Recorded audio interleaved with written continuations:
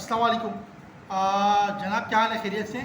और जैसे कि 14 अगस्त आज है और मैंने जो है आज वीडियो नहीं बनाई और एंड टाइम है। इस टाइम पर 14 अगस्त तक खुशियाँ तमाम लोग मना के आराम कर रहे होंगे।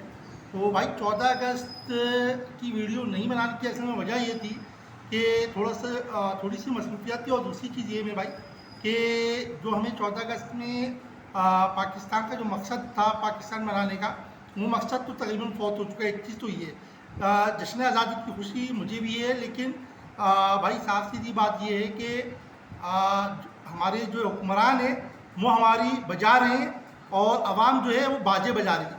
बाजे बजा रही है तो भाई बाजा बजाने का मतलब 14 अगस्त नहीं है।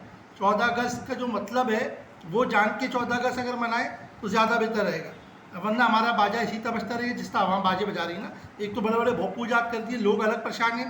देखिए कोई जो है वो दिल का मरीज़ है या किसी चीज़ में सफ़र कर रहा है, तो आप उसको बाजा बजा बजा के बंदा इतना पका देता है कि बस ना पूछें। तो बाजे ना बजाएं, जो पाकिस्तान का मकसद है उस पर फोकस करें, ज़्यादा अच्छा रहेगा। तो इससे ज़्यादा मैं क्या बोल सकता हूँ, क्योंकि भाई मैं कराची का रिहायशी हूँ, पाकिस्तान की शहर कराची का रिहायशी हूँ।